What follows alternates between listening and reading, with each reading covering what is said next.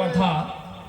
আর এত মানে এসে যারা যিনারা মসজিদের দায়িত্ব আছেন, যারা সদস্য, তাদেরকে একবারে ওপেন কথা যে আপনারা বক্তাদের ডেকেছেন, কিন্তু খুব সতর্ক, যাতে করে কোনো ওয়াকফ মানে ওয়াকফ সম্পত্তি নিয়ে কোনো যেন আপনার কথা না হয়।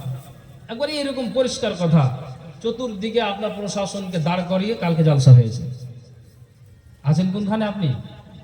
এটা তো প্রশাসন দিয়ে জালসা হলো।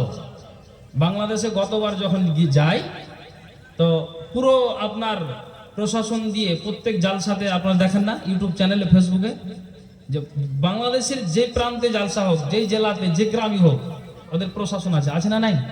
ভারতবর্ষে তো অবস্থা শুরু হয়ে গেছে। একজন বক্তা মনে করলো যে আমি মনে করবো আজ কিছু সম্পত্তি নিয়ে কিছু আলোচনা করব। তার আগেই কিন্তু এসে বললেন মসজিদের যিনি দায়িত্ব আছেন, বলছে যে অনুরোধ জানাচ্ছি আপনারা এই কথা কোনো বলবেন না, কাউকে টর্চারিং করবে না, বিশেষ করে সম্পত্তি নিয়ে কোনো আলোচনা যেন না হয়। এই দেখেন অবস্থাটা কি আছে ভারতের। জি, তো যা হোক, ওগুলো কথা বলার দরকার নেই। কথা যেগুলো বলছি কোরআন হাদিসের কথা হবে, আর এগুলোকে শুনে আমাদেরকে আমলে পরিণত করতে হবে। আল্লাহ তাআলা যেন তৌফিক দিন। একবার সকলে বলি আল্লাহুম্মা আমিন।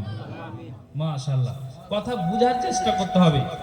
কেউ কোনো কথা বললে আপনাকে ওই কথাটাকে মগজে উঠাতে হবে, জ্ঞান করতে হবে। একটা মানুষকে যখন ওকে কোনো শরীয়তের কথা বলা যাবে, যখন মুখটাকে ও এড়িয়ে নিবে, তো বুঝে নিতে হবে যে এখনো পর্যন্ত তার ঈমানের ঘাটতি আছে।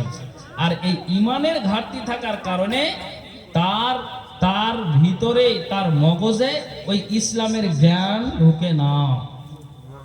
তোমাদের কাজ হলো না? মানুষের বিরক্ত হচ্ছে যে তাড়াতাড়ি করো। হ্যাঁ, তো মানুষের জ্ঞানে উঠে না। এই যে রমজান আমরা পার করলাম,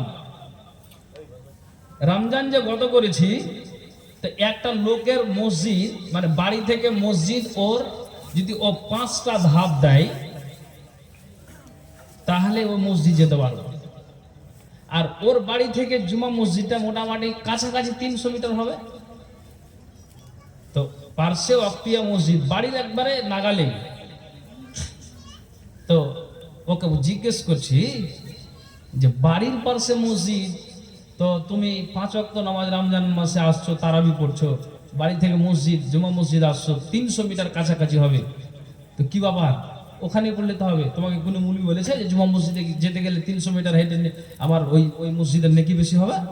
পাশে মসজিদ আছে, পড়ে নাও। তখন ও জবাব দিচ্ছে যে মুলি সাহেব, 1 মাসিতে পড়বো, তো একটা ভালো মসজিদে যাই। কি বুঝতে পারলেন?